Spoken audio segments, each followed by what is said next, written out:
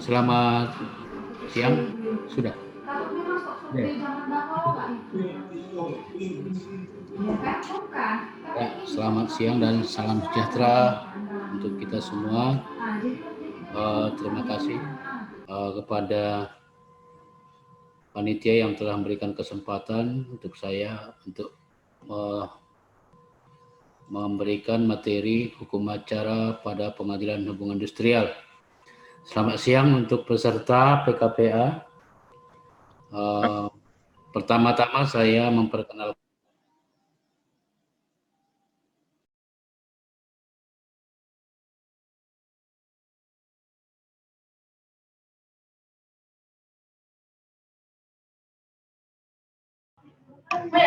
Pengadilan unsur Hubungan pekerja. Industrial.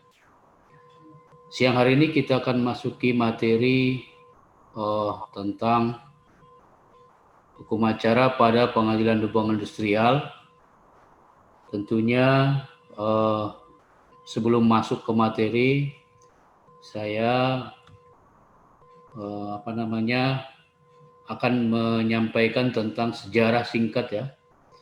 Lahirnya Undang-Undang Nomor 2 tahun 2004 tentang penyelesaian perselisihan hubungan industrial. Sebelum lahirnya undang-undang ini, bahwa penyelesaian perselisihan antara pekerja dengan pengusaha itu diselesaikan di luar pengadilan, yaitu kalau tidak salah saya diatur di Undang-Undang Nomor 22 tahun 57, yaitu diselesaikan di tingkat pertama melalui bipartit, kemudian tripartit dulu yang sekarang sering disebut orang mediasi, kemudian tidak selesai di tripartit maka diselesaikan di P4D, Panitia Penyelesaian Perselisihan Perburuhan Daerah yang berkedudukan di ibu kota provinsi.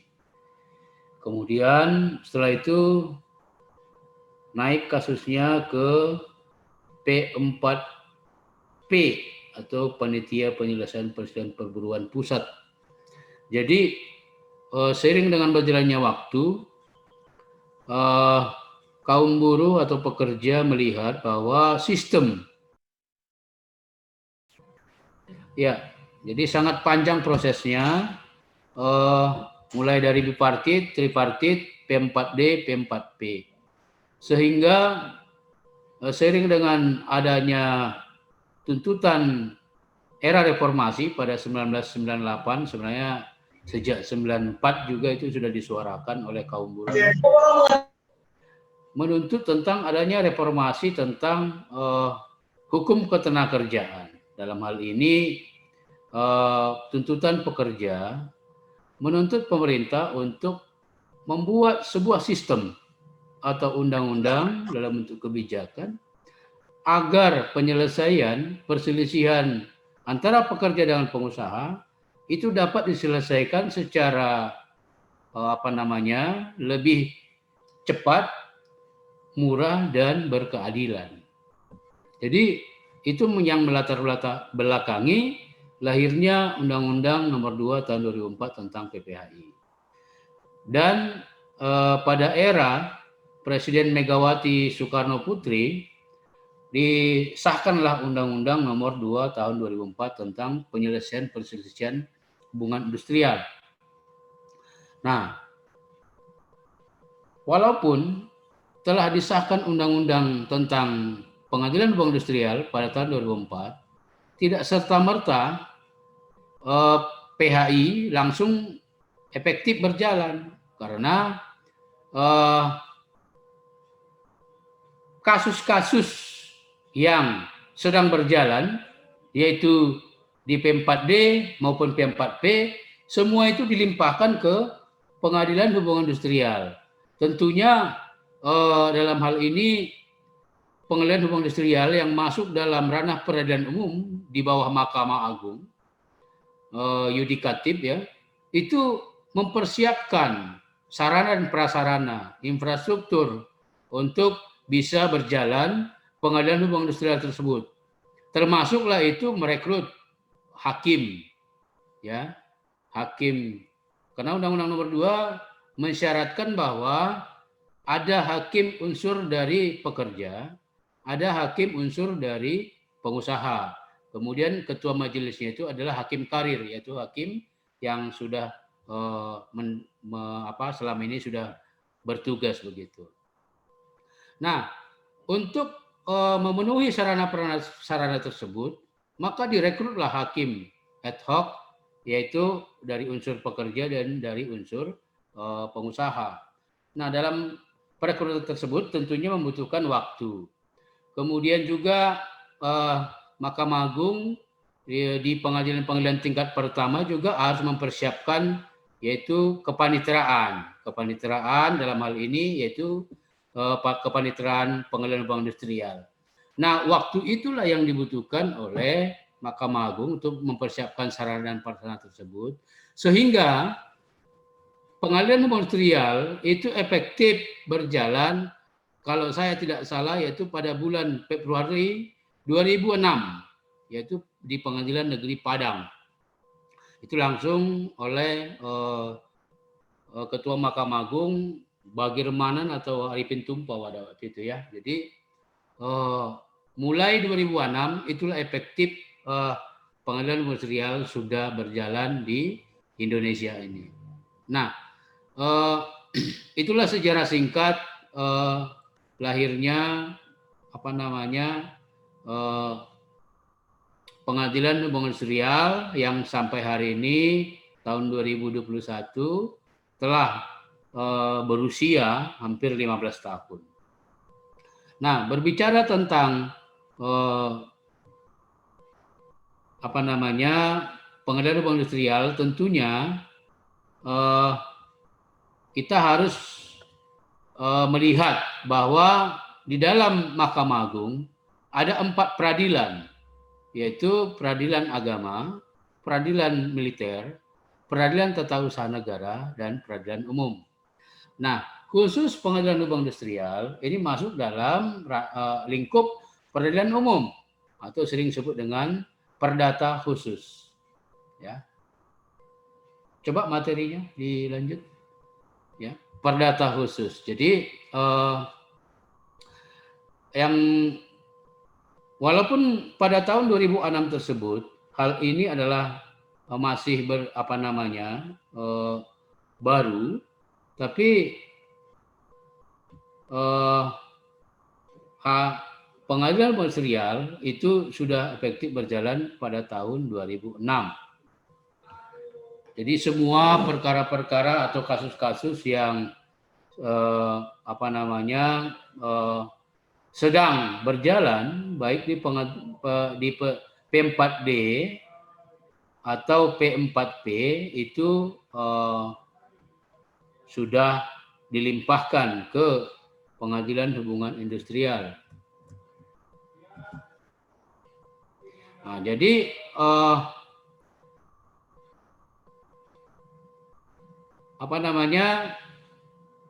hukum acara yang berlaku pada pengadilan industrial itu adalah hukum acara yang berlaku yang di perdata umum, yaitu di peradilan umum. Sesuai dengan pasal 57 Undang-Undang Nomor 2 Tahun 2004, bahwa hukum acaranya adalah sesuai dengan Kitab Undang-Undang Hukum Acara Perdata, kecuali yang diatur di Undang-Undang Nomor 2 Tahun 2004. Ya. Nah, kemudian kita lanjut bahwa di dalam pengadilan hubungan industrial, ya, tadi sudah sampaikan bahwa hukum acara yang berlaku adalah hukum acara pada Kitab Undang-Undang Hukum Acara Perdata. Nah, di dalam pengadilan hubungan industrial dikenal ada 4 perselisihan. Ya. Yang pertama itu adalah perselisihan hak. Apa yang dimaksud dengan perselisihan hak? Yaitu perselisihan yang timbul akibat tidak adanya kesepemahaman antara pengusaha dengan pekerja, ya, sehingga dibutuhkan penyelesaian, ya. Itu tentang perselisihan hak. Kemudian yang kedua perselisihan PHK, yaitu perselisihan yang timbul antara pengusaha dengan pekerja karena tidak ada kesesuaian pendapat tentang pengakhiran hubungan kerja. Kemudian yang ketiga, perselisihan kepentingan, yaitu perselisihan yang timbul karena tidak ada kesesuaian pendapat dalam hal pembuatan perjanjian kerja bersama. Kemudian yang terakhir, yang keempat, perselisihan antar serikat pekerja, serikat buruh. Nah, dari 4 perselisihan tersebut, kalau dipersentasikan dari pengalaman kita yang selama ini menangani kasus-kasus di Pengadilan Hubungan Industrial pada Pengadilan Negeri Medan, hampir 95% itu didominasi oleh perselisihan pemutusan hubungan kerja. Nah, karena hampir di seluruh Indonesia ya, jadi hampir didominasi oleh perselisihan pemutusan hubungan kerja.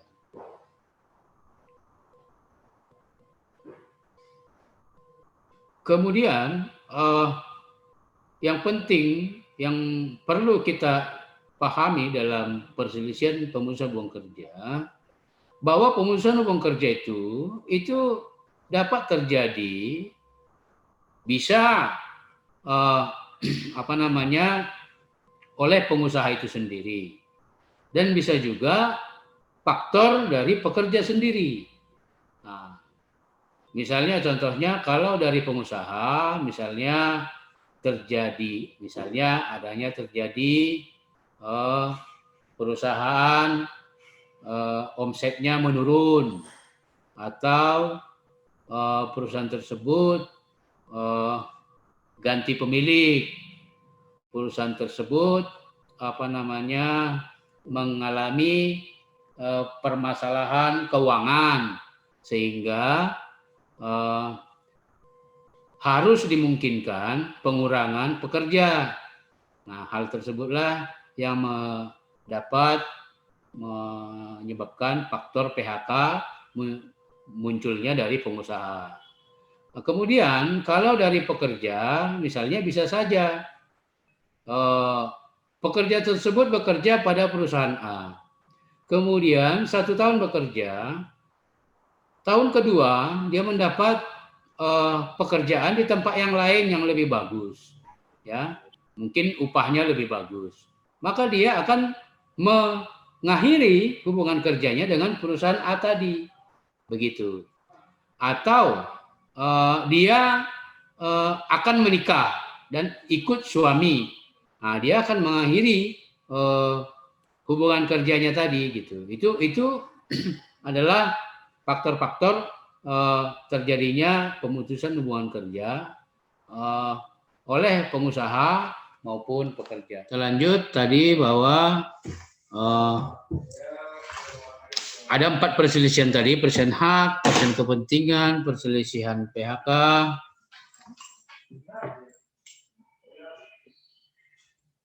nggak bisa.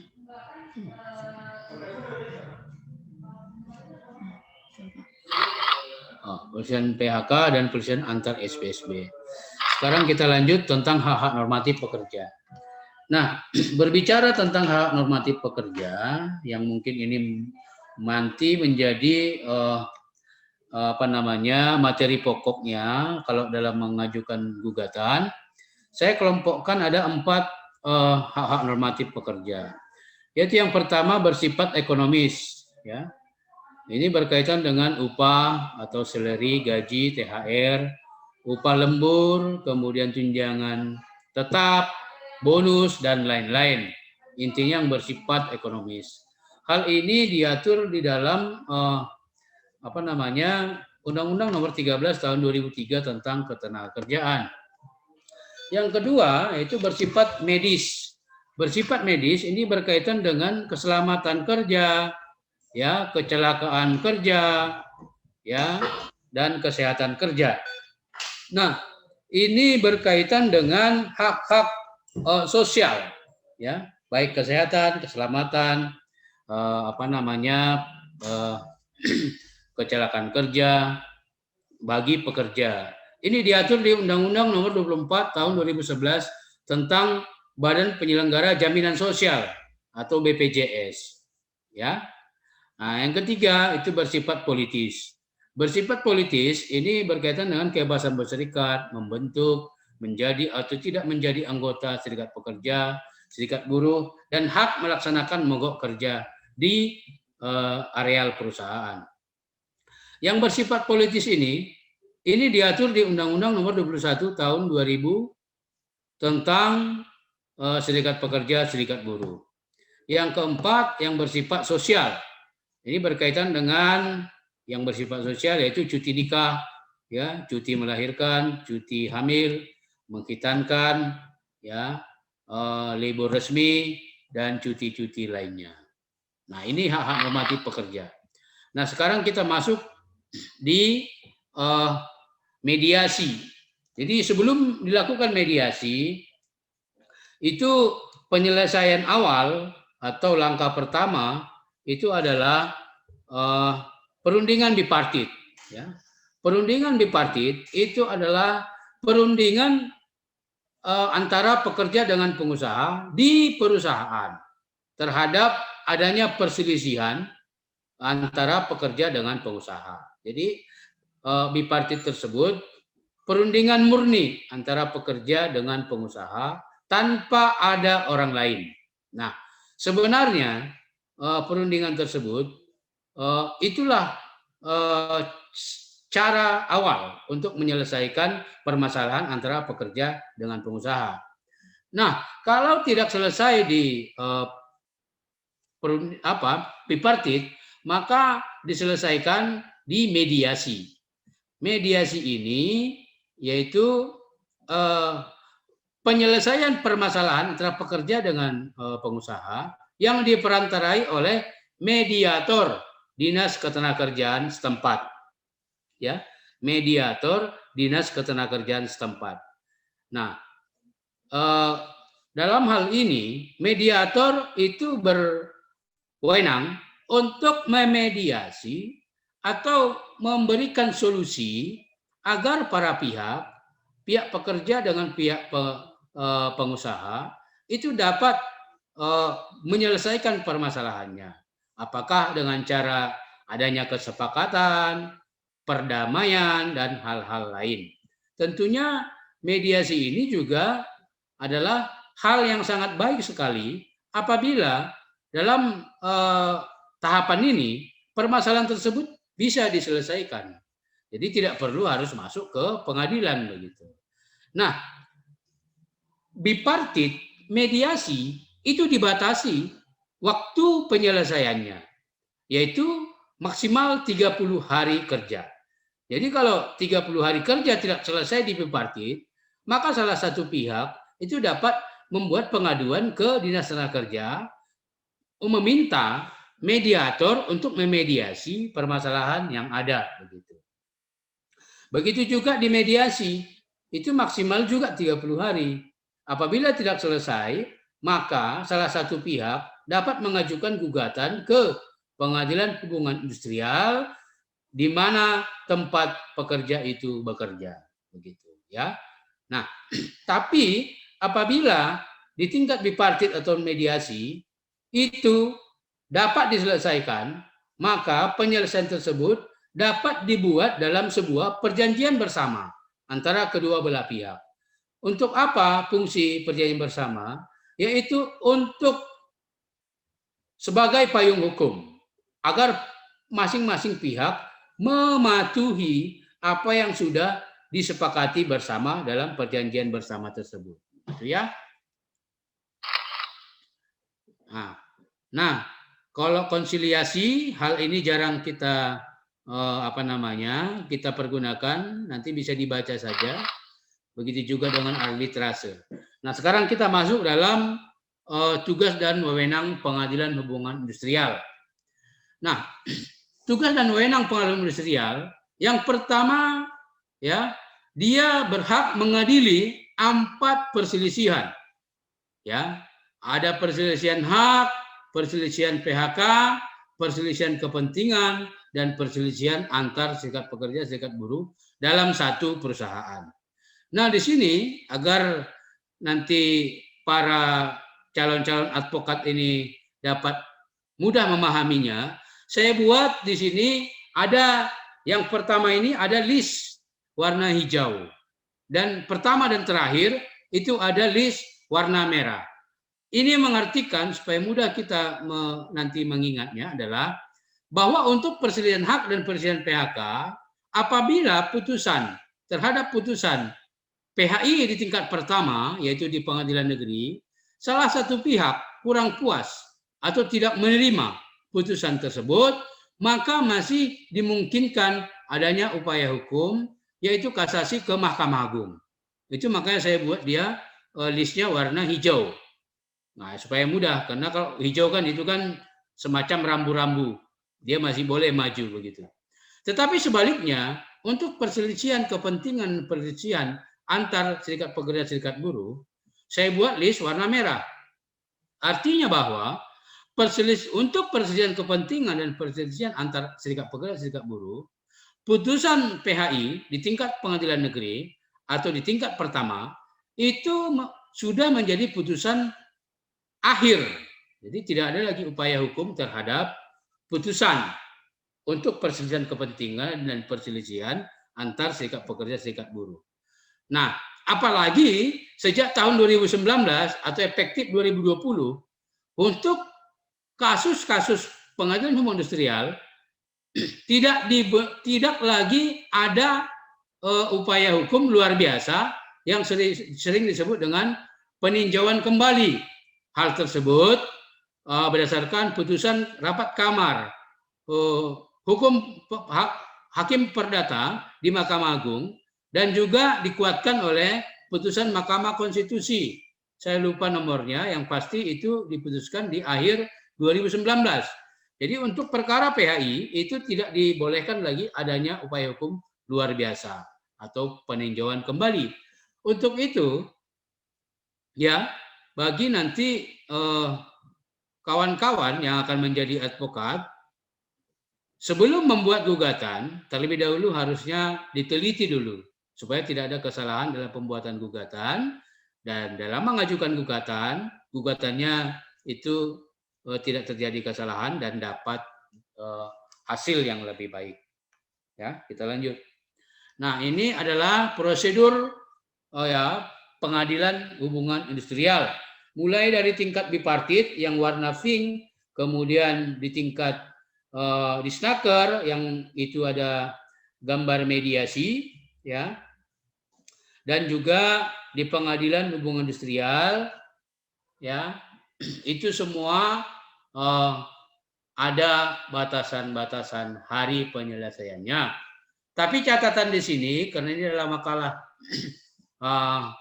belum saya perbaiki, untuk yang ada kolom PK, ya, coba itu di drop, karena untuk PHI yang seperti saya sebutkan tadi itu tidak lagi diperbolehkan adanya upaya hukum luar biasa atau peninjauan kembali.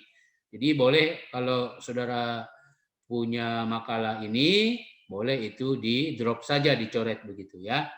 Nah, saya mau jelaskan bahwa untuk perundingan bipartit, ya, itu dibatasi 30 hari sesuai dengan pasal 3 ayat 2 Undang-Undang Nomor 2 Tahun 2004 tentang PHI. Apabila di bipartit itu terjadi kesepakatan, maka boleh itu diikat dalam sebuah perjanjian bersama.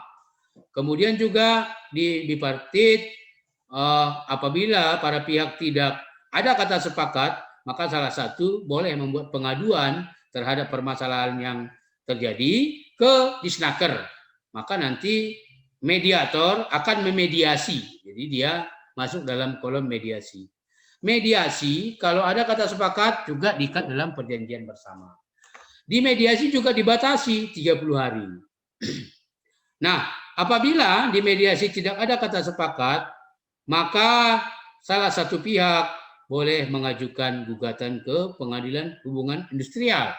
Ya, di PHI itu juga dibatasi waktu penyelesaiannya, yaitu 50 hari kerja, diatur di pasal 103 Undang-Undang Nomor 2 Tahun 2004. Nah, kemudian putusan Pengadilan Hubungan Industrial untuk perselisihan hak dan perselisihan PHK itu masih boleh ada upaya hukum, yaitu kasasi ke Mahkamah Agung. Nah, untuk kasasi Mahkamah Agung itu diatur di pasal 115 Undang-Undang Nomor 2 Tahun 2004. Itu dibatasi 30 hari kerja. Tapi pertanyaannya kenapa itu bisa lebih dari 30 hari kerja? Nah, ini kembali lagi kepada keterbatasan SDM hakim yang ada di Mahkamah Agung, juga banyaknya perkara, hampir 90% itu adalah kasasi, begitu ya. Kita lanjut. Nah, ini proses acara persidangan, ya. Proses acara persidangan, apabila saudara-saudari nanti sudah mendapatkan anjuran dari Dinas Tenaga Kerja setempat, maka apabila salah satu pihak tidak menerima anjuran tersebut, boleh mengajukan gugatan ke Pengadilan Hubungan Industrial di wilayah hukum di mana pekerja itu bekerja. Ini ingat, di mana pekerja itu bekerja. Karena terkait dengan kompetensi relatif. Bukan di mana pekerja itu pertama diterima bekerja. Dan bukan di mana pekerja itu melamar kerja. Tapi di mana wilayah hukum pekerja itu terakhir bekerja. Nah, gugatan tersebut, ya, supaya nanti tidak bolak-balik, dibuat dalam rangkap 8. Gugatan dibuat dalam rangkap 8. Kemudian gugatan tersebut harus dilampiri oleh anjuran tertulis dari Dinas Tenaga Kerja setempat. Ya, dalam hal ini Dinas Tenaga Kerja kabupaten kota. Kecuali kalau di kabupaten kota tersebut tidak ada mediatornya, maka boleh ke Dinas Tenaga Kerja provinsi. Nah, gugatan tersebut, ya, tentunya didaftarkan ke kepaniteraan muda, ya, atau kepaniteraan Pengadilan Hubungan Industrial. Maka nanti setelah saudara-saudari mendaftarkan, ya, gugatan tersebut, maka akan mendapatkan yang namanya nomor register, ya. Karena nanti kalau mau bersidang, yang dipanggil itu adalah nomor register. Nomor register perkara PHI nomor sekian-sekian tahun 2000 begitu. Jadi itu yang akan dipanggil. Jadi saudara-saudari harus hafal dengan nomor register tersebut. Nah, setelah gugatan masuk didaftarkan, maka Wakil Ketua Pengadilan Negeri akan menunjuk hakim yang menangani perkara tersebut. Setelah penunjukan hakim, ketua, dan anggota yang menangani perkara tersebut, maka hakim ketua akan menetapkan hari sidang pertama untuk perkara tersebut. Nah, setelah hari sidang pertama, ya, maka majelis hakim yang pertama sekali akan, ya, mempertanyakan legal standing para pihak, baik itu pihak penggugat maupun pihak tergugat. Tentunya kalau penggugat biasanya itu di dalam gugatannya itu sudah dilampirkan surat kuasa asli, identitas asli, fotokopi, dan tanda pengenal, ya. Kemudian kalau dia lawyer, fotokopi berita acara sumpah. Tapi untuk tergugat, maka hari itu juga akan menunjukkan surat kuasanya, memberikan surat kuasa asli, dan juga kalau dia dari perusahaan, akte perusahaan. Kalau dia dari advokat, maka berita acara sumpah dan identitas. Tapi kalau dia dari legal perusahaan atau yang bekerja di perusahaan, selain dia memberikan surat kuasa, dia juga wajib melampirkan surat tugas dan surat pengangkatan dia selaku pekerja di situ, ya. Itu di gugatan, yaitu sidang pertama. Nah, pada sidang pertama majelis hakim akan mempertanyakan kepada penggugat, apakah gugatan penggugat masih ada perbaikan atau sudah tidak perlu lagi diperbaiki begitu, atau ada yang salah ketik, mungkin membuatnya waktu itu terburu-buru, masih diberikan kesempatan. Tapi kalau penggugat katakan gugatan saya sudah tidak lagi perbaikan, maka majelis hakim nanti akan mempertanyakan kepada tergugat, apakah tergugat sudah menerima gugatan dari penggugat. Ya, kalau sudah menerima, maka akan dipertanyakan apakah gugatan tersebut dianggap dibacakan atau dibacakan. Kalau penggugat menyatakan dianggap dibacakan, maka dipertanyakan lagi kepada tergugat, apakah tergugat setuju kalau gugatan penggugat dianggap dibacakan. Kalau setuju, maka sidang pertama itu sampai di situ dan majelis akan menjadwalkan lagi sidang selanjutnya, yaitu dengan agenda jawaban. Nah, jadi kepada para pihak, pada saat keduanya hadir, tidak perlu dipanggil lagi secara sah melalui relas panggilan, tetapi pemberitahuan majelis hakim tersebut dianggap sudah menjadi panggilan resmi, begitu ya. Tapi kalau salah satu pihak tidak datang, maka kepada pihak yang tidak datang tersebut wajib hukumnya untuk dipanggil melalui relas panggilan. Itu di tentang gugatan. Sekarang masuk kita di sidang kedua tentang jawaban. Nah, di dalam jawaban ini nanti majelis hakim akan meminta kepada tergugat untuk menyerahkan jawabannya. Setelah diserahkan, maka jawaban tersebut fotokopinya akan diserahkan kepada penggugat. Juga hal yang sama akan dipertanyakan oleh majelis hakim. Apakah jawaban tergugat ya masih ada perbaikan atau sudah tidak perlu diperbaiki gitu. Kalau tidak ada, maka akan dipertanyakan apakah jawaban dianggap dibacakan atau dibacakan. Tentunya biasa karena banyak yang bersidang, maka selalu dianggap dibacakan. Nah, setelah itu maka sidang kedua agendanya jawaban telah selesai, maka diagendakanlah sidang selanjutnya dengan agenda replik.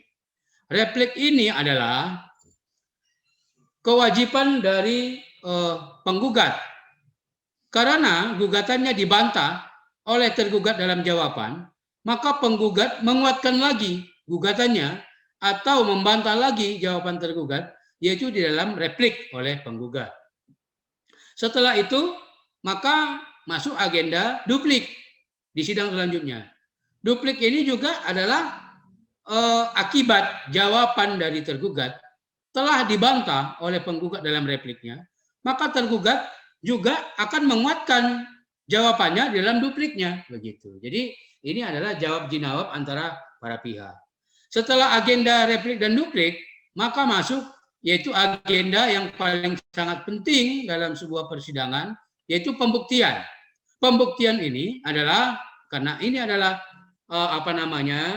masuk dalam kategori hukum perdata ya atau perdata khusus, maka yang paling utama di sini dalam hal pembuktian adalah yaitu bukti tertulis dari para pihak. Selain bukti tertulis ada bukti saksi. Boleh bukti saksi ahli juga atau pengakuan dan hal lain ya yang diatur di KUH Perdata 1886 ya. Nah, kemudian setelah pembuktian surat, maka para pihak menghadirkan saksi, tergugat maupun penggugat. Setelah itu baru masuk agenda kesimpulan. Dalam kesimpulan ini boleh diajukan secara tertulis, boleh juga diajukan secara lisan. Misalnya kalau dia lisan, sampaikan saja, majelis, saya kesimpulan kami tidak tertulis, secara lisan saja, yaitu tetap pada gugatan. Kalau dia penggugat, kalau tergugat, tetap pada jawaban kami. Begitu ya. Nah, setelah agenda kesimpulan ini, maka majelis hakim akan menunda persidangan sekitar 2 minggu untuk musyawarah dan menyusun putusan. Setelah 2 minggu, maka putusan tersebut akan dibacakan pada persidangan terbuka untuk umum. Nah, setelah putusan dibacakan, bagi para pihak yang tidak puas dengan putusan hakim, ada upaya hukum. Setelah putusan dibacakan, para pihak hadir, kedua belah pihak, 14 hari kerja untuk mengajukan upaya hukum, yaitu kasasi ke Mahkamah Agung. Khusus perselisihan PHK dan perselisihan hak. Ya, itu ya. Tapi kalau tidak ada upaya hukum selama 14 hari, maka putusan tersebut inkrah. Ya, dianggap sudah berkekuatan hukum tetap. Nah, sekarang kita masuk di legal standing para pihak. Nah, kalau dia mewakili perusahaan, seperti saya sebutkan tadi, boleh diwakili oleh direktur langsung, boleh. Boleh diwakili oleh staf HRD personalia, boleh. Ya, tapi dengan catatan harus, kalau direktur tidak perlu membawa surat kuasa. Tapi kalau dia staf HRD atau personalia, dia harus membawa surat kuasa, akte perusahaan. Ya. Nah, kalau Apindo boleh, karena ini Asosiasi Pengusaha Indonesia. HRD boleh, advokat juga boleh. Kalau dia pekerja, itu karyawan langsung boleh, in person. Serikat pekerja, serikat buruh boleh. Tentunya kalau serikat buruh ada surat kuasa dan ada surat pengangkatan. Surat keputusan pengangkatan yang diberikan kuasa tersebut adalah merupakan pengurus serikat buruh. Advokat juga boleh. Hal ini diatur dalam pasal 87 Undang-Undang Nomor 2 Tahun 2004 tentang PPHI dan Undang-Undang Nomor 18 Tahun 2003 tentang advokat. Nah, sekarang serikat pekerja serikat buruh yang dapat mewakili di pengadilan hubungan industrial, yaitu pengurus tingkat perusahaan, pengurus tingkat kabupaten kota, pengurus di tingkat provinsi, dan pengurus pusat. Boleh juga pengurus pada federasi atau gabungan serikat pekerja dan pengurus pada konfederasi atau gabungan serikat pekerja, yaitu federasi-federasi serikat pekerja. Nah, ini hal yang sangat penting, surat kuasa khusus, syarat formil bersifat kumulatif. Dalam membuat surat kuasa, yang penting harus diperhatikan adalah identitas dan kedudukan para pihak ini harus jelas.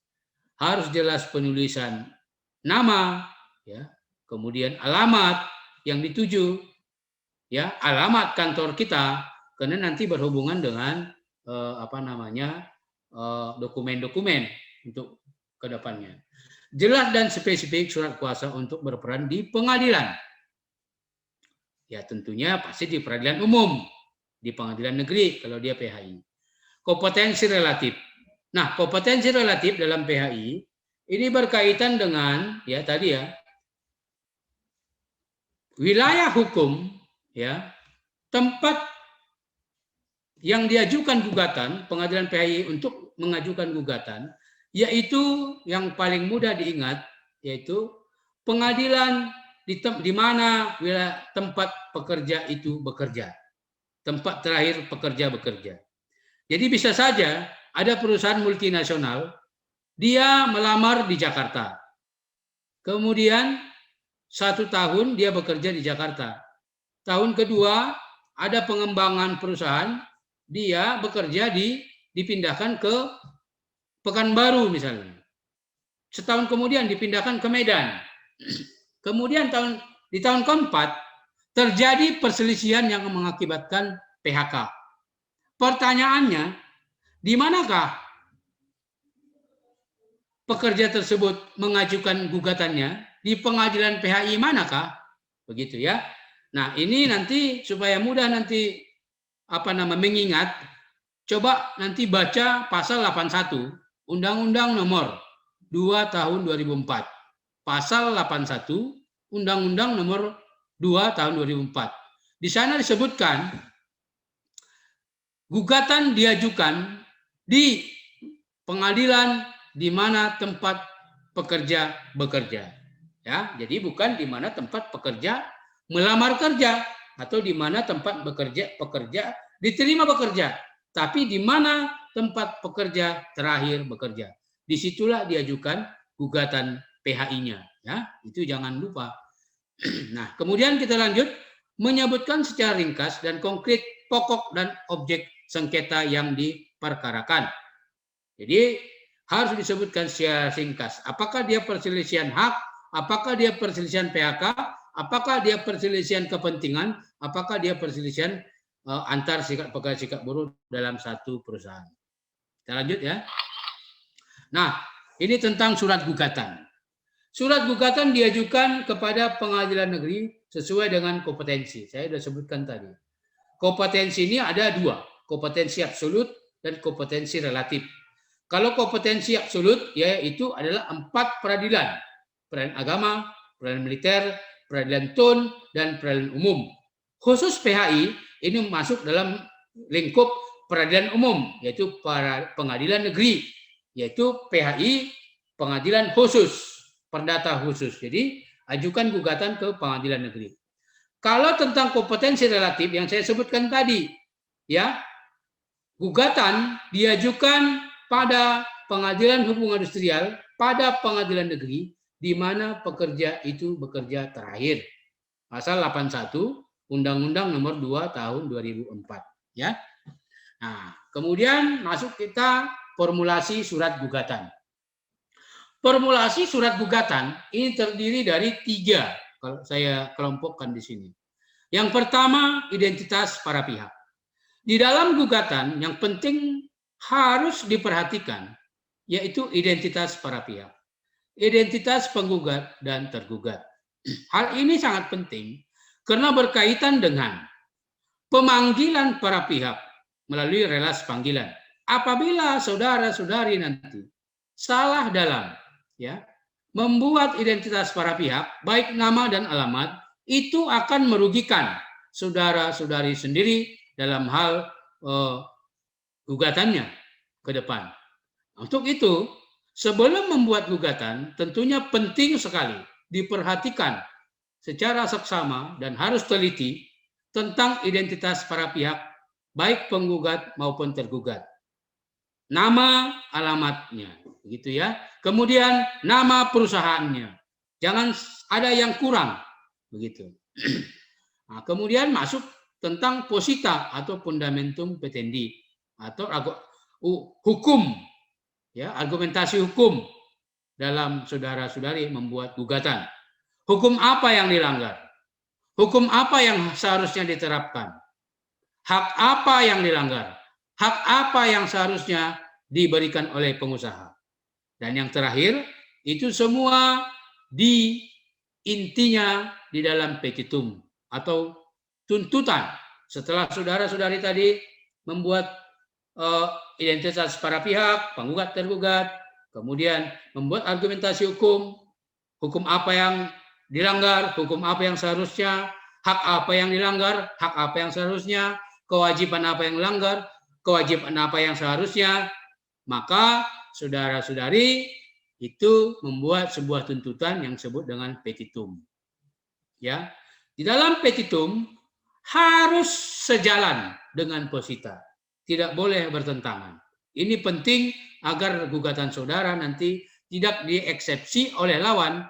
Misalnya gugatannya bertentangan, akhirnya dia gugatannya bisa kabur atau tidak jelas dan bisa di NO atau tidak dapat diterima. Kemudian surat gugatan harus dilampirkan dengan risalah penyelesaian mediasi atau anjuran. Nah, itu yang saya sebut tadi. Anjuran itu adalah sangat penting dalam mengajukan gugatan. Ya, Hal tersebut diatur dalam pasal 83 Undang-Undang Nomor 2 Tahun 2004 yang isinya gugatan harus dilampiri oleh anjuran, ya, anjuran tentunya dari Dinas Tenaga Kerja Kabupaten Kota setempat. Kita masuk sekarang di hubungan kerja antara pengusaha dengan pekerja atau buruh. Yang dimaksud dengan hubungan kerja, ya, adalah adanya hubungan kerja antara pengusaha dengan pekerja apabila didasarkan pada 3 unsur. Unsur apakah itu? Yang pertama, adanya pekerjaan. Yang kedua, adanya perintah. Yang ketiga, adanya upah. Ya. Ketika ketiga ini ada, maka hubungan kerja akan melahirkan hak dan kewajiban. Ketika ada hak dan kewajiban, maka melahirkan hubungan hukum. Ini diatur dalam pasal 1, angka 15, pasal 50, Undang-Undang Nomor 13 Tahun 2003. Nah, saya mau jelaskan di sini. Contoh, ada seorang pekerja cleaning service. Pekerjaan cleaning service tentunya ada pekerjaan yang dikerjakan.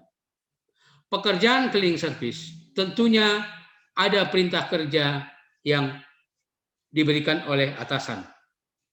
Pekerjaan cleaning service tentunya ada upah atau imbalan terhadap pekerjaan yang telah dikerjakan. Ketika itu ada, maka cleaning service itu adalah bisa dikategorikan ada hubungan kerja. Ya, begitu juga dengan security misalnya, ada pekerjaan, ada perintah, ada upah. Nah, seperti apa pekerjaan yang tidak ada hubungan kerjanya? Saya mau jelaskan. Misalnya ada Pak Budi. Dia memiliki katakanlah angkutan kota Morina misalnya kalau di Medan atau KPUM ada 10. Tentunya Pak Budi tersebut tidak bisa membawa angkotnya itu sendiri. Dia harus membutuhkan supir. Nah, dia membuat pengumuman di media, dibutuhkan supir. Ya, angkutan kota 9 orang. Ya. Dengan catatan angkot dibawa satu harian dengan setoran misalnya 100 atau 150.000 per hari. Begitu. Kemudian 9 orang datang ke Pak Budi. Pak Budi menyodorkan perjanjian kerjasama mitra, bukan perjanjian kerja antara pengusaha dengan pekerja, tapi dia perjanjian kerjasama sebagai mitra. Pak Budi memiliki angkot, supir tersebut memiliki keahlian atau keterampilan membawa angkot tersebut. Buat perjanjian kerja mitra, kerjasama mitranya dengan hak dan kewajiban di dalam perjanjian tersebut. Pak Budi menyampaikan angkot silakan bawa satu harian dengan catatan setoran 100.000 satu hari. Lebih itu silakan, itu menjadi imbalan saudara. Nah, ini berlangsung selama 5 tahun, 10 tahun. Nah, pertanyaannya, apakah Pak Budi dengan 9 supir tersebut ada hubungan kerja? Nah, itu ya. Apakah ada pekerjaan yang dikerjakan? Apakah ada perintah kerja? Apakah ada upah? Nah, jadi bedakan itu. Nah, itu misalnya contoh supir, bisa saja jenis pekerjaan lain. Sepanjang dia diupah, ya, sepanjang dia diupah berdasarkan kerjasama, ya, bukan per hari, bukan ada jam kerja, bukan ada hari kerja, maka itu disebut dengan kerjasama mitra. Maka tidak ada hubungan kerja. Jadi bagi saudara-saudari nanti, jangan nanti capek-capek nanti, ya, ada klien seperti itu tiba-tiba dibela. Nah, itu namanya membakar besi, menghabiskan arang, membakar besi, ya kan? Arang habis, besi nggak jadi, begitu. Jadi carilah yang ada hubungan kerjanya. Sehingga hubungan kerja tersebut melahirkan hak dan kewajiban dan ada hubungan hukum. Kira-kira sampai di sini paham ya tentang hubungan kerja ya? Ya, kita lanjut. Nampak. Nah, ini bentuk hubungan kerja. Bentuk hubungan kerja di dalam Undang-Undang Nomor 13 Tahun 2003, yang pertama itu PKWT atau kontrak, sering disebut dengan perjanjian kerja waktu tertentu. Ada syaratnya, walaupun saya mau sebutkan ya, pasal 59 ini telah ya dirubah di dalam Undang-Undang Cipta Kerja Nomor 11 Tahun 2020. Tetap juga pasal 59 juga dia di Undang-Undang Cipta Kerja. Cuman di sini yang beda adalah yang pertama harus tertulis itu ada bahasa Indonesia Latin. Ini syaratnya ya, ini syarat PKWT ya. Tidak boleh mensyaratkan masa percobaan. Pekerjaan selesai sekali dalam waktu tidak lama, paling lama 3 tahun. Ini yang dihapus di Undang-Undang Cipta Kerja. Dan saya tadi baru mendapatkan ada RPP, Rancangan Peraturan Pemerintah tentang PKWT ini. Ke depan mungkin kalau RPP tersebut disahkan, saya baca tadi, itu paling lama 5 tahun. Kalau sebelumnya 3 tahun, di RPP itu dirubah menjadi paling lama 5 tahun. Nah, tapi nanti kita lihat perkembangannya. Kemudian pekerjaan sifatnya sementara musiman. Pekerjaan yang berhubungan dengan produk baru. Kegiatan baru, produk tambahan masih dalam percobaan.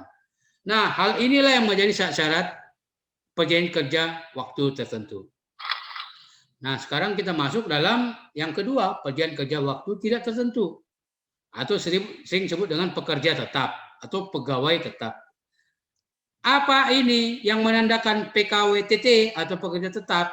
Yaitu adanya perjanjian kerja sebagai karyawan tetap.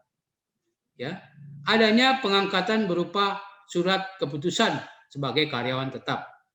Adanya karyawan PKWT atau perjanjian kerja waktu tertentu yang tidak memenuhi syarat PKWT dan oleh ketentuan hukum berubah menjadi PKWTT. Ini yang saya sebut tadi, yang sebelumnya ada syarat-syaratnya itu tadi. Misalnya, dia sudah melebihi 3 tahun kalau Undang-Undang Nomor 13. Maka demi hukum berubah menjadi PKWTT. Kalau di Cipta Kerja nanti kalau itu jadi, dia sudah melebihi 5 tahun misalnya. Dia demi hukum berubah menjadi pekerja tetap. Dia di perjanjian kerjanya disyaratkan adanya masa training, masa percobaan. Padahal di syaratnya tadi tidak diperbolehkan. Maka demi hukum juga boleh menjadi pekerja tetap begitu. Jadi itu yang membedakan. Kemudian kita lanjut, bentuk perjanjian kerja. Ada 2, yaitu perjanjian tertulis dan lisan. Kalau tertulis tidak boleh bertentangan dengan peraturan perusahaan, perjanjian kerja bersama, peraturan perundang-undangan yang berlaku. Kalau dia bertentangan, maka perjanjian tersebut itu batal demi hukum. Karena tidak memenuhi syarat subjektif objektif dari syarat-syarat perjanjian sebagaimana diatur dalam pasal 1320 KUH Perdata. Ya, jadi kalau dia tidak sesuai dengan undang-undang atau nilainya di bawah undang-undang, maka perjanjian kerja tersebut batal demi hukum. Artinya apa kalau batal demi hukum? Maka perjanjian tersebut itu dianggap tidak pernah ada dan kembali kepada undang-undang yang berlaku, begitu ya. Nah, kemudian kalau yang lisan apa itu yang membuktikan? Ada yang slip gaji, adanya iuran BPJS, kalau dulu jam sostek, ada pengakuan para pihak, adanya kesaksian orang lain. Sekarang kita lanjut tentang perjanjian kerja bersama. Perjanjian kerja bersama, ya, ini adalah perjanjian kerja bersama yang dibuat oleh perusahaan atau yang mewakili perusahaan dan pekerja yang diwakili oleh pengurus serikat pekerja, serikat buruh. Makanya di sini disebutkan yang menjadi para pihak adalah serikat pekerja, serikat buruh atau beberapa serikat pekerja, serikat buruh yang tercatat di instansi yang bertanggung jawab di bidang ketenagakerjaan. Hal ini kemudian pengusaha atau beberapa pengusaha. Hal ini diatur dalam Kepmenaker Trust RI nomor Kep 48/Men/4 Romawi/2004 tentang tata cara pembuatan dan pengesahan peraturan perusahaan serta pembuatan dan pendaftaran perjanjian kerja bersama. Nah, pembentukan tim perunding dan tahapan. Nah, tim perunding terdiri dari pihak pengusaha, ya, pihak pengusaha dan pihak pekerja serikat buruh masing-masing 9 dengan kuasa penuh. Kemudian sepakati tata tertib dan selanjutnya mungkin nanti bisa dibaca oleh saudara-saudari ya di dalam makalah nanti akan disampaikan oleh panitia ya. Karena ini saya buat juga agak ini mudah dipahami.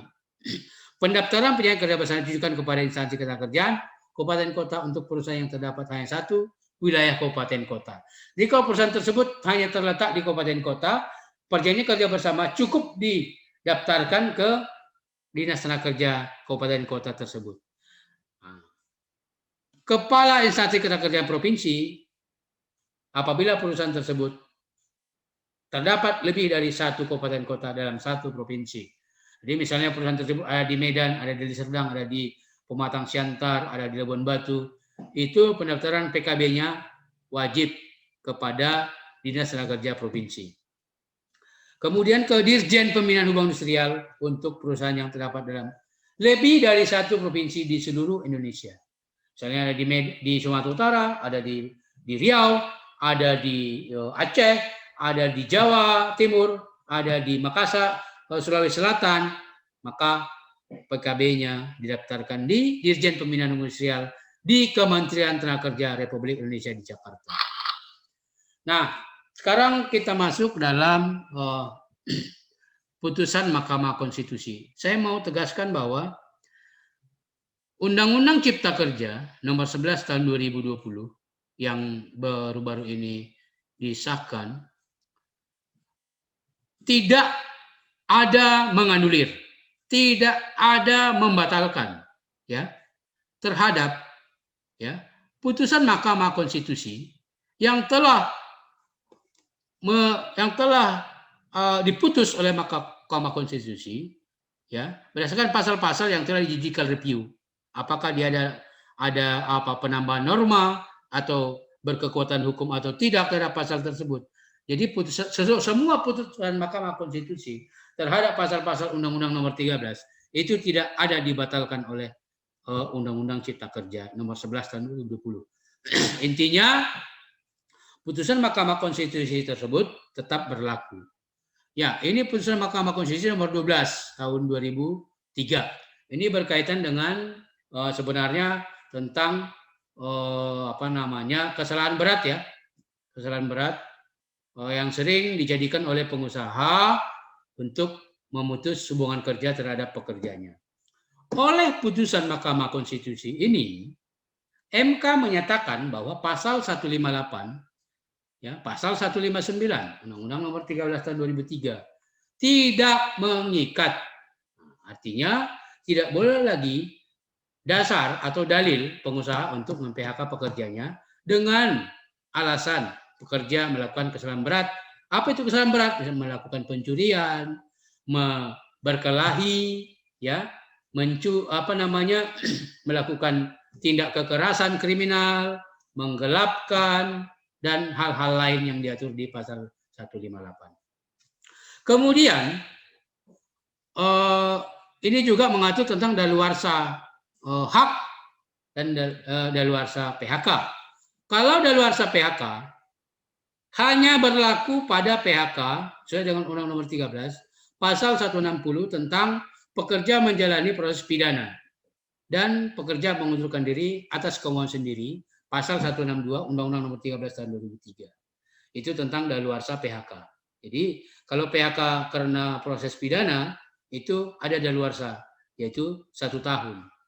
Pekerja mengundurkan diri juga 1 tahun diberikan waktu untuk bisa boleh mengajukan gugatan ke PHI. Tapi kalau tentang daluarsa hak, ya pasal 96, ini tidak ada lagi daluarsa hak sepanjang haknya belum dibayar dapat dituntut ke ranah hukum. Ini tentang apa namanya menghapus sistem mayoritas tunggal dalam perundingan PKB, nanti bisa dibaca. Kemudian ini tentang norma dalam putusan MK nomor 37 tahun 2011, yaitu pekerja buruh yang di PHK berhak atas upah selama proses penyelesaian PHK bila terbukti tidak bersalah. Artinya adalah apabila pengusaha mem-PHK pekerja dengan alasan pekerja melakukan kesalahan, tetapi oleh pengadilan umum serial berdasarkan fakta-fakta persidangan dan juga bukti-bukti yang diajukan oleh para pihak, sehingga majelis hakim memutuskan bahwa pekerja tidak bersalah, maka pekerja tersebut berhak atas upah selama proses penyelesaian hubungan industrial. Ya. Kemudian ini norma baru tentang Putusan MK nomor 19 tahun 2011, yaitu tentang ketentuan mengatur hak pengusaha melakukan PHK dengan alasan efisiensi. Jadi pengusaha, ada norma baru di sini, pengusaha dapat melakukan PHK dengan alasan efisiensi apabila perusahaan tutup secara permanen. Kalau tutup secara permanen, maka pengusaha dapat melakukan efisiensi. Nah, kemudian kita lanjut nomor 58, ini tentang yang diuji adalah pasal 169, ya. Pasal tidak dibatalkan, membuat norma baru. Pekerja buruh yang mengajukan PHK meskipun pengusaha sudah membayar seluruh tunggakan upah yang berlangsung 3 bulan berturut-turut atau lebih dengan hak pesangon 2 kali ketentuan pasal 156, ya, nomor 13 tahun 2003. Kemudian ini tentang Putusan MK nomor 100, ini tentang daluarsa hak. Jadi tidak lagi daluarsa hak. Pekerja buruh berhak menuntut hak atau kekurangan hak yang belum dibayarkan oleh pengusaha tanpa batas waktu. Tentunya hak setelah putusan MK ini keluar, yaitu tahun 2012 ke atas. Ya. Jadi setelah itu maka penyampaian materi telah selesai. Kepada saudara-saudari yang ingin bertanya dipersilahkan. Ya, boleh dipersilakan waktunya agar kita bisa lebih mau bertanya. Ya, terima kasih. Silakan. Saya Pak Agus Wandi mau bertanya. Yang pertama soal perbedaan tentang ini Pak, perselisihan hak dan kepentingan itu kadang susah untuk membedakan. Ya. Kemudian yang kedua, apakah bisa langsung mengajukan gugatan tanpa harus melalui proses mediasi penyelesaian? Ya. Yang ketiga, seringkali terjadi waktu saya kuliah advokasi buku itu hakim menolak apabila ada perselisihan soal PKWT, Pak. Itu menyatakan bahwa PKWT-nya sah secara hukum. Berarti antara perjanjian mereka itu sah secara hukum. Padahal faktanya pekerja atau buruh itu bekerja di bersifat sementara, dia bekerja di sifat tetap, tidak udah berubah, artinya di inti produksi. Itu Pak, mungkin itu aja. Demikian Pak. Ya. Oke, saya coba jawab ya. Nah, tadi sampaikan tentang perselisihan hak dan perselisihan kepentingan ya. Ya, tadi sudah saya jelaskan bahwa yang dimaksud dengan perselisihan hak yaitu perselisihan yang timbul karena tidak dipenuhi hak akibat adanya perbedaan pelaksanaan atau penafsiran terhadap ketentuan peraturan perundangan, peraturan perusahaan atau perjanjian kerja bersama. Ya, jadi harus bisa dibedakan ya.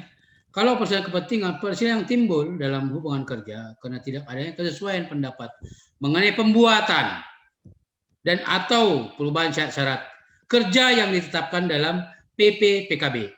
Nah, jadi beda. Nah, ya. Jadi syarat-syarat kerja ya itu masuk dalam kepentingan. Tapi kalau tentang tadi misalnya tentang status PKWT ya, PKWT dan PKWTT itu kan sudah jelas sebenarnya dalam Undang-Undang Nomor 13 Tahun 2003 Pasal 59 tadi. Kalau PKWT itu ada syaratnya. Apabila melanggar maka demi hukum menjadi PKWTT. Jadi tidak perlu lagi ditafsirkan karena itu sudah jelas hukumnya. Nah, kaitan dengan tadi yang sampaikan bahwa perjanjian kerja tersebut padahal digugat ke PHI oleh hakim, perjanjian kerja tersebut disahkan, begitu ya? Begitu tadi ya? Iya Pak, itu artinya sah, perjanjian pekerja mereka sah Pak, artinya antar. Ya. Nah, saya mau sampaikan bahwa syarat-syarat perjanjian itu kan tadi saya sebutkan harus memenuhi syarat objektif dan syarat subjektif didasarkan pada 1320 KUH Perdata. Sepanjang yang membuat perjanjian tersebut secara subjektif, misalnya dia umurnya sudah memenuhi, kemudian dia juga cakap, tidak di bawah pengampuan, maka memenuhi syarat tersebut. Kemudian ya, dalam hal misalnya objeknya ya, perjanjian kerja tersebut mengatur tentang hak dan kewajiban. Sepanjang hak dan kewajibannya itu tidak bertentangan dengan Undang-Undang Nomor 13 Tahun 2003 atau undang-undang yang terkait, ya, maka perjanjian kerja tersebut adalah sah demi hukum. Begitu. Nah, pertanyaannya tadi, ya kan begitu kan? Dia bekerja pada proses produksi, kan begitu kan? Iya Pak, betul Pak. Ya, bekerja pada produksi. Nah, jadi di dalam Undang-Undang Nomor 13, ya, ada yang disebut dengan pekerja alidaya, pekerjaan alidaya atau pekerjaan borongan. Pekerjaan yang disubkontrakkan kepada pihak ketiga. Misalnya pabrik, katakanlah Indomie misalnya. Supaya mudah kita. Kalau dalam proses produksi yang disebut adalah, misalnya kalau dalam pembuatan Indominya, itu udah pasti proses produksi dari hulu sampai hilir. Tapi kalau dalam pembuatan kartonnya, pembuatan plastik Indominya, ya, itu adalah penunjang. Itu dapat dikontrakkan. Tapi kadang orang mengatakan, itu kan proses produksi Pak. Kalau tidak ada kotak kan nggak bisa jual. Nah ini susah kita. Nah kalau diskusi itu susah kita gitu. Nah, yang disebut dengan PKWT itu dibolehkan adalah, apalagi dalam proses produksi, sepanjang itu ada alur tersebut oleh asosiasi alih daya tersebut, itu disepakati mereka adalah bagian dari yang boleh diborongkan, maka itu boleh. Mungkin saya tidak mengandai-andai ya. Bisa saja mungkin itu ada begitu. Yang waktu saudara mengajukan perselisihan kepentingan tersebut. Begitu. Nah, ada yang boleh, walaupun proses produksi, yang boleh dialihdayakan dengan catatan, dengan syarat harus ada alur bagian-bagian mana yang boleh dialihdayakan, yang boleh diborongkan. Nah, sampai di situ paham kira-kira ya? Paham Pak. Nah, jadi kalau dia tidak ada perusahaan alih-daya, alur itu tidak boleh diborongkan, ya memang itu wajib digugat, gitu ya. Nanti kita diskusikan lagi. Jadi untuk perselisihan kepentingan itu berkaitan dengan kesesuaian pendapat tentang pembuatan perjanjian kerja bersama syarat kerja. Tapi kalau perselisihan hak itu adalah adanya perbedaan tentang penafsiran, tidak dipenuhi hak, ada perbedaan tentang penafsiran terhadap ketentuan perundangan yang berlaku. Ya, oke, lanjut. Ada lagi pertanyaan? Sore Pak, izin bertanya Pak. Ya, nama siapa? Saya Donald Pak. Donald ya, silakan. Iya Pak, gini Pak. Saya ingin bertanya gini Pak, apakah hubungan industrial ini berlaku hanya dalam bentuk perusahaan Pak? Ya. Kedua Pak, apakah ketika terjadi sengketa, apakah hubungan kerja yang berbentuk pegawai pemerintah non pegawai negeri ini bisa berlaku Pak? Sedangkan di PPNPN ini ada hubungan kerja, ada kontrak dan ada SK Pak. Begitu Pak, terima kasih. Ya, Jadi memang gini ya, saya mau jelaskan bahwa kewenangan PHI itu ada 4 ya. Perselisihan hak, perselisihan kepentingan, perselisihan PHK, perselisihan antar sikap pekerja, sikap buruh dalam satu perusahaan. Pertanyaannya tadi, bagaimana dengan pegawai-pegawai honor di pemerintahan, begitu ya? Benar, Pak. Ya. Jadi memang terkait dengan terkait dengan hubungan kerjanya, itu kan memang kalau saya tidak salah ada kontrak kerja kalau saya tidak salah, sekali setahun dibuat ya. Benar, Pak. Ya, sekali setahun dibuat. Nah, kalau di swasta, tentunya semua muaranya diselesaikan di Pengadilan Hubungan Industrial. Nah, tapi walaupun begitu, saya pernah juga tangani ada pegawai honor, PD pasar, rumah potong hewan, begitu ya. Iya. Saya pernah tangani. Sepanjang dia ada hubungan kerjanya, yang tadi saya sebutkan, ada pekerjaan, ada upah, ada perintah. Begitu ya. Sepanjang memenuhi unsur itu dan kontrak kerjanya telah melanggar syarat-syarat PKWT itu, ya maka dia berhak atas hak-hak itu.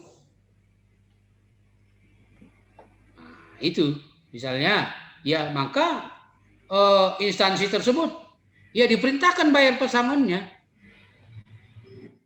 Kami pernah itu. Tapi paling tidak, kalau dia di PHK, kan bisa aja dia dikontrak setahun, tapi tidak ada jeda. Kan begitu kan? Iya, Pak. 6 tahun, tidak ada jeda. Tiba-tiba diberhentikan, alasan habis kontrak. Ya, mungkin majelis hakim mempertimbangkan dari manalah pula membayar pesangon dari pekerja honor di instansi tersebut. Kan begitu kan? Maka terkadang ada juga putusan kami mempekerjakan kembali pegawai tersebut agar terus-menerus dipekerjakan di situ. Tapi kalau kami lihat memang instansi tersebut mampu untuk membayar pesangon, maka kami akan perintahkan bayar pesangonnya, begitu. Sampai di situ kira-kira cukup ya tentang hal tersebut ya. Jadi sebenarnya kalau dia di honor itu masih dalam kategori swasta, ya. Majikannya adalah pemerintah, kan begitu kan? Iya, Pak.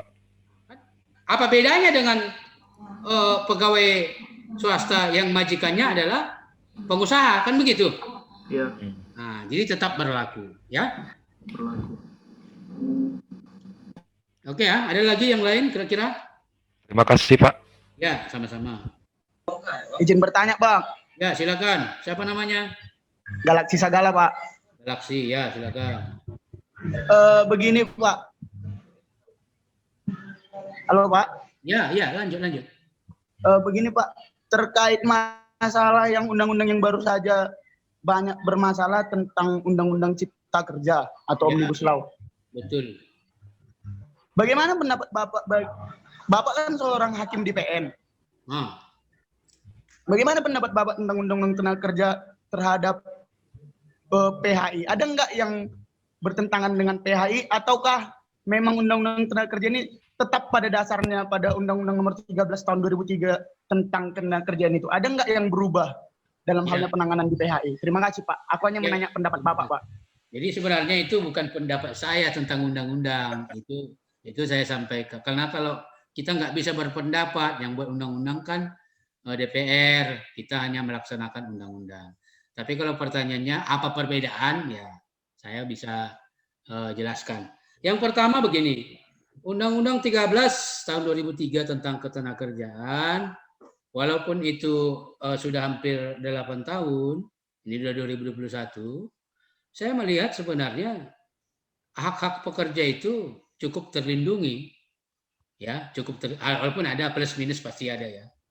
Nah, Undang-Undang Nomor 11 tahun 2020 tentang Cipta Kerja, memang ada, saya melihat perbedaan. Misalnya tentang apa tadi, batas waktu PKWT tadi. Kalau di Undang-Undang 13 itu dibatasi maksimal 3 tahun, kalau di Undang-Undang Cipta Kerja itu dihapus. Tapi tadi saya baru mendapatkan info tentang draft tentang perjanjian kerja waktu tertentu, ke depan akan dinaikkan menjadi 5 tahun. Begitu. Jadi bukan pendapat saya menyampaikan perkembangan yang ada begitu. Jadi saya nggak boleh berpendapat. Nah itu. Kemudian kalau tentang pesangon, kalau di Undang-Undang Nomor 13 Tahun 2003 itu pesangon totalnya 18 tambah 10 tambah 4 itu sekitar 32 bulan gaji. Di Undang-Undang Cipta Kerja itu 9 tambah 10 tambah 6 hanya 25 bulan gaji. Itu perbedaannya. Nah kemudian kalau tentang pidana ketenagakerjaan itu masih tetap ada. Bagi pengusaha yang tidak membayar upah sesuai dengan ketentuan upah minimum, pidananya tetap ada. Minimal 1 tahun, maksimal 4 tahun, denda 100 juta, maksimal 400 juta. Kemudian ada tambahan positif lagi. Bagi pengusaha yang tidak membayar pesangon, tentunya setelah putusan pengadilan inkrah, ya tentunya putusan Mahkamah Agung lah ya, kan tidak lagi upaya kasasi, maka pengusaha akan dipidana 1 tahun minimal, 4 tahun minimal. Jadi ada plusnya, ada minusnya. Nah, kemudian ada juga tentang pengusaha perusahaan pilot. Di Undang-Undang Cipta Kerja itu diatur hak pekerja itu harus didahulukan daripada utang-utang bank dan lainnya. Di Undang-Undang 13 itu tidak diatur. Nah, gitu. Jadi kalau ditanya bagaimana ya itu perbedaan-perbedaannya seperti itu. Tapi nanti saya pikir saya nanti coba akan buat dalam satu tulisan atau makalah nanti kupas tuntas tentang Undang-Undang Nomor 13, Undang-Undang Nomor 20 tahun 2000, Undang-Undang Nomor 11 tahun 2020 supaya para advokat nanti mudah untuk memahami. Jadi ada plusnya, ada baiknya, ada juga kurangnya. Nah, undang-undang biasa itu, jadi nggak semua. Jadi kalau dulu dikatakan suatu undang-undang itu disahkan, oh ini bisa kontrak nanti seumur hidup ini, kan begitu kan? Karena dihilangkan yang maksimal 3 tahun. Tapi setelah saya baca tadi RPP-nya itu naik jadi 5 tahun, jadi tidak seumur hidup, begitu. Jadi ya mungkin mengikuti perkembangan lah. Apakah sekarang karena situasi pandemi COVID ini, mungkin supaya dunia usaha bisa bertahan, ya kita tidak tahu. Tapi yang pasti kita selaku pelaksana undang-undang, ya kita tidak bisa berkomentar terhadap undang-undang yang lahir karena bukan kita berkompeten di situ ya. Saya pikir itu ya, Galaksi tadi ya. Nanti akan coba nanti saya ramu, Ya Pak. Saya simpulkan mana-mana yang perbedaan-perbedaannya ya. Lanjut, kalau ada lagi pertanyaan dari peserta, silakan. Saya Pak ingin bertanya Pak. Nama siapa? Mulyati Pak. Ya Mulyati, silakan. Gini Pak, sehubungan dengan kerja antara perusahaan dengan buruh itu Pak, umpamanya saya contohkan itu dunia pergolokan Pak. Itu kan di bidang jasa. Kedi. Iya. Itu ya, kan silakan. Pak, itu kan jasa kan Pak. Iya, jasa. Jadi di situ Kedi itu kan tidak termasuk karyawan. Jadi Pak, pada suatu ya, silakan lanjut. Jadi pada suatu hari namanya perusahaan mau mem-PHK atau memecat si Kedi. Jadi si Kedi ini nggak bisa nuntut hak seperti Undang-Undang Nomor 13 tahun 2003. Seperti saya tanya dulu Mulyati. Coba, saya tanya dulu. Kalau di KD Iya, Pak. itu ada nggak jam kerjanya? Jam kerjanya ada, Pak. Hah? Udah ditentukan Pak. Jam Jam kerjanya kerjanya nggak boleh telat. berapa jam satu hari? Kalau hari Sabtu Minggu itu, apalagi hari libur, itu masuk jam 6. Sabtu, Minggu, Minggu, itu masuk jam 6, Pak. Jam 6 pagi. Jam 6 sampai? Sampai tidak terbatas, Pak. Bisa paling cepat jam 4, atau Jam nanti cepat. bisa habis maghrib pun bisa, tergantung pemain, Pak, di situ. Katakanlah misalnya jam 17 gitu lah ya. Nah, ya. Jam 5. Jadi Kemudian hari biasa? bisa nggak? Hari biasa gimana? Kalau hari biasa 6:30. Jam 6:30. 6:30 pagi. 6:30 Kalau sampai nggak terhingga itu Pak, karena kan tergantung pemain itu. Kalau cepat masuk pemain, cepat pulangnya. Kalau pulangnya paling cepat jam 4 lah, jam 4 sore. rata-rata pulang jam 4 sore. 4 sore, tapi Setiap itu hari? pun tak bisa dipastikan Pak, karena tergantung pemain. Enggak, setiap hari enggak? Setiap hari. Setiap hari. Nah, Setiap hari. pengupahannya Kalau gimana? ada grupnya juga sih Pak, grupnya ada 2. Pengupahannya, upahnya gimana? Kalau upahnya itu Pak, sebenarnya gimana bisa dibilang ya, upahnya itu uang makan sebenarnya Pak, itu dikumpulkan per bulan 15.000 upah. Per hari? Iya, per hari kalau masuk. Oh, 15.000 per hari. Ya, kalau masuk. Tapi kalau kita bawa pemain, golper ada lagi green fee-nya. Oh, Tergantung itu mau 9 gol, Ya. mainnya atau 8 gol. dia berharap Yang dari saya tanyakan ini, kalau suatu hari, suatu saat nanti perusahaan memecat atau PHK KD, itu ada nggak? KD bisa nggak nuntut hak seperti yang Undang-Undang Nomor 13 tahun 2003, Ya. Pak? Kalau bisa tidaknya dicoba aja, nanti kan kita yang ini. Kita yang melihat di persidangan apakah dia memenuhi apa tadi, adanya hubungan kerja yang 3 tadi, ada perintah, ada upah, ada pekerjaan. Kemudian kita lihat lagi apakah jam kerjanya ada 40 jam seminggu, apakah hari kerjanya ada 21 hari dalam sebulan, apakah itu berturut-turut selama 3 bulan, ya kan? Nah, Ya, Pak. itu nanti kita lihat. Jadi kepada Mulyati dan kawan-kawan yang bekerja sebagai KD, ya diajukan aja gugatannya, Pak. Tapi sebelum ajukan gugatan, buat dulu surat perundingan bipartit. Bipartit itu antara pengusaha dengan para KD. Tidak selesai di situ, maka buat pengaduan ke Disnaker. Disnaker mana? Di mana itu tempat golfnya? Kalau di Medan, Disnaker Medan. Kalau dia di Deli Serdang, Disnaker Deli Serdang. Maka nanti Disnaker mengeluarkan anjuran. Anjuran itulah menjadi tiket untuk syarat mengajukan gugatan ke PHI. Tentang apakah itu ada hubungan kerja atau tidak, nanti hakim akan memutuskan begitu. Jadi boleh saja, nggak ada masalah. Jangan juga patah semangat. Ya? Ya, Pak. Makasih, Pak. Oke, terima kasih. Lanjut. Dari saya, Pak. Ya, silakan. Nama siapa? Hendra Sinurat, Pak. Hendra Sinurat. Ya, silakan pertanyaannya. Saya mau nanya begini, Pak, yang sekarang lagi tren kan, Pak, soal startup.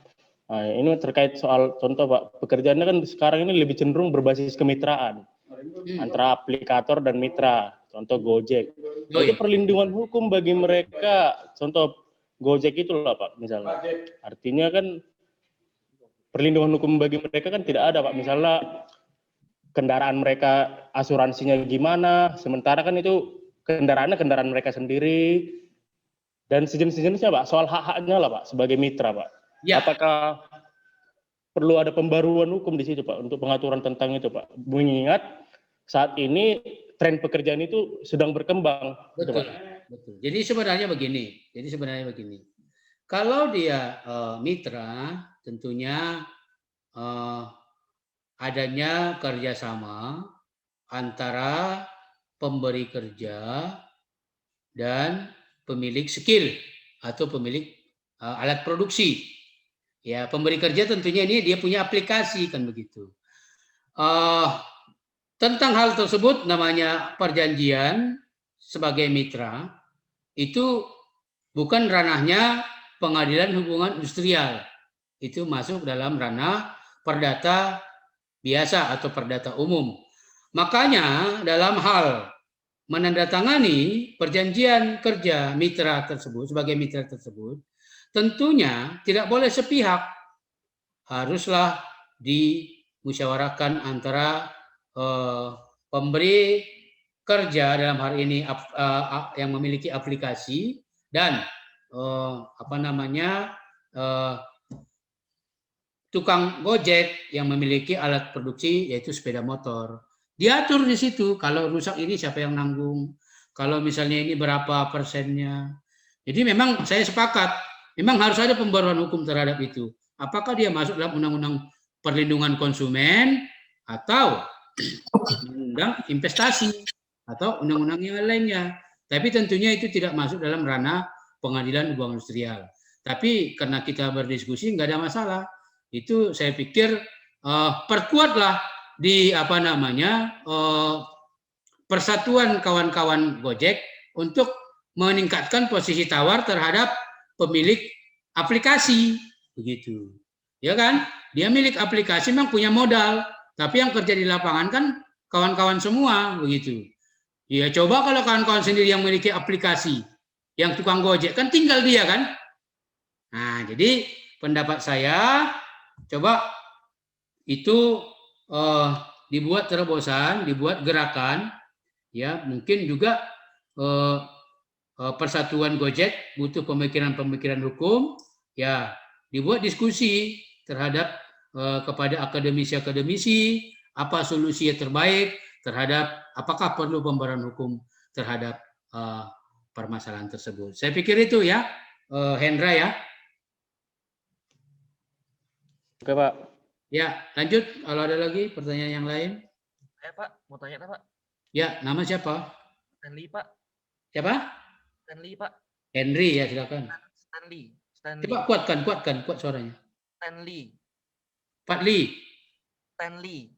Ya, Stanley ya, silakan Stanley. Saya bertanya Pak tentang upah kerja Pak. Ya. Apakah untuk pelaku UMKM berlaku nggak para pekerja itu upah minimum?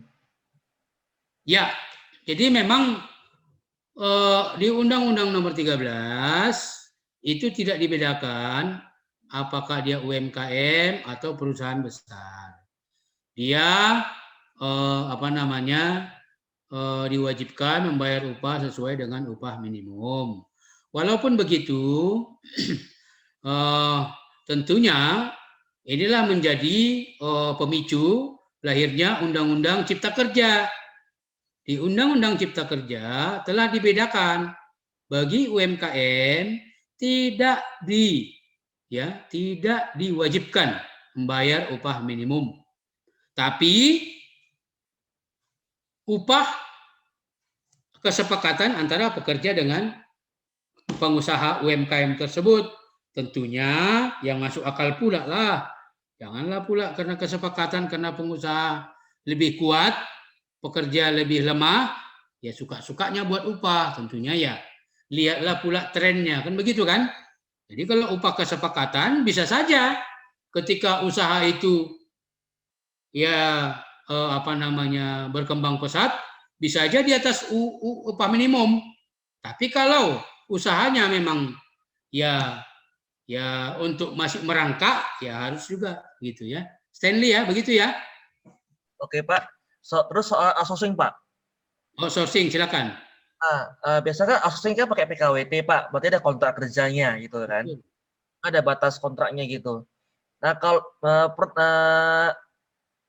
apakah dalam Undang-Undang Cipta Kerja apakah diatur bahwa outsourcing juga bisa menerima pekerja PKWTT? Berarti ya. Tetap apakah ada Pak? Ya, outsourcing itu kan begini. Outsourcing itu kan perusahaan jasa pengerah tenaga kerja. Belum tentu di dalam perusahaan outsourcing itu semua pekerjanya adalah kontrak. Paham kan? Mungkin ada juga yang pekerja tetapnya. Ya, jadi undang-undang kan sudah mengamanahkan Undang-Undang Nomor 13. Kita masih bicara Undang-Undang 13 ya, pasal 59. Karena sampai hari ini RPP tentang PKWT sesuai dengan amanah Undang-Undang 11 tahun 2020 tentang Cipta Kerja itu masih belum ada sampai hari ini. Jadi kita bicara Undang-Undang 13 dulu. Apabila pegawai outsourcing tersebut, ya, dia katakan kontrak pertama 2 tahun, diperpanjang kan dapat diperpanjang sekali setahun kemudian. Jadi total 3 tahun. Tapi bagi perusahaan outsourcing ini, pekerja ini sangat dibutuhkan.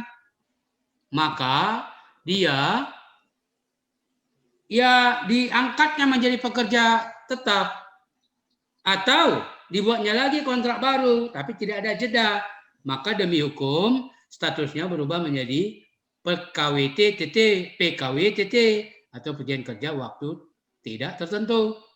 Begitu. Sepanjang hubungan kerjanya sudah melebihi 3 tahun, maka demi hukum statusnya berubah menjadi dari PKWT menjadi PKWTT.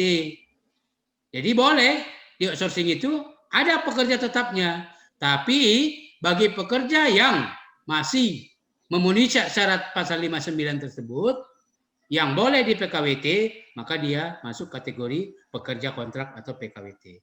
Begitu Stanley ya, kira-kira jelas ya? Oke Pak, jelas. Oke, lanjut. Kalau masih ada lagi? Izin, Pak. Oh, Pak. Silakan, siapa? Pak Jameslan Siregar.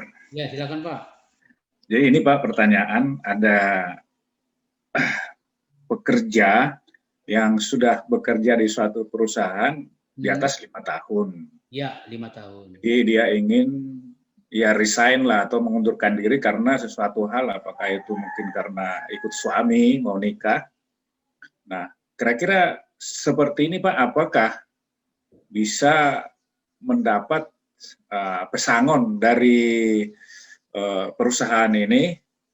Apakah itu suatu bisa ya istilahnya itu seperti pesangon tadi yang dikatakan di pasal Undang-Undang Nomor 13 tahun 2003 sekian kali, apakah itu dapat atau memang tidak ada Pak, begitu Pak? Tolong Ya, terima kasih Pak Jameslan ya. Nanti Bapak baca pasal 162 Undang-Undang Nomor 13 tahun 2003 ayat 1 dan ayat 3 ya. Jadi di situ jelaskan bagi pekerja yang mengundurkan diri atas kemauan sendiri ya. Dia berhak atas uang penggantian hak, yaitu pasal 156 ayat 4 ya. Kemudian dia tidak berhak atas pesangon, dia tidak berhak atas penghargaan masa kerja, tapi dia berhak atas uang penggantian hak berdasarkan ketentuan pasal 156 ayat 4 dan uang pisah apabila uang pisah tersebut ada diatur dalam perjanjian kerja, peraturan perusahaan, dan perjanjian kerja bersama. Jadi untuk yang mengundurkan diri, dia tidak berhak atas pesangon dan tidak berhak atas penghargaan masa kerja. Itu ya Pak Jameslan ya. Iya Pak, makasih Pak. Oke, terima kasih kembali. Lanjut, ada lagi kira-kira? Izin Pak, mengenai nama saya Surya Pak. Ya, silakan. Mengenai anjuran dari Disnaker tadi kan sebagai tiket untuk mengajukan gugatan di PHI. Betul, pasal 83.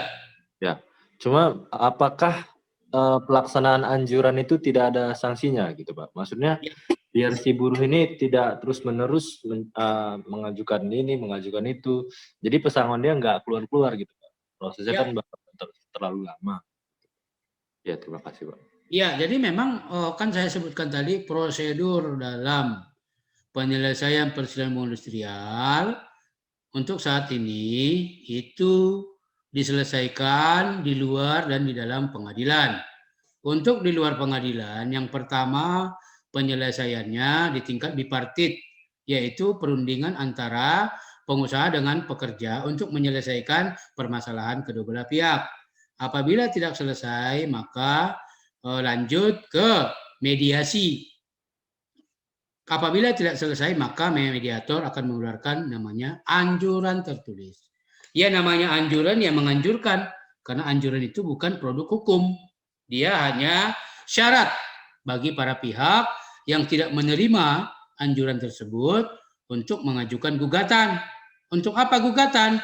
Untuk ya agar memiliki kekuatan hukum, supaya ada daya tekan, ada daya eksekusinya begitu. Jadi memang mau tak mau ya permasalahannya kalau tidak selesai di bipartit dan mediasi ya harus melalui putusan pengadilan, dalam hal ini pengadilan hubungan industrial.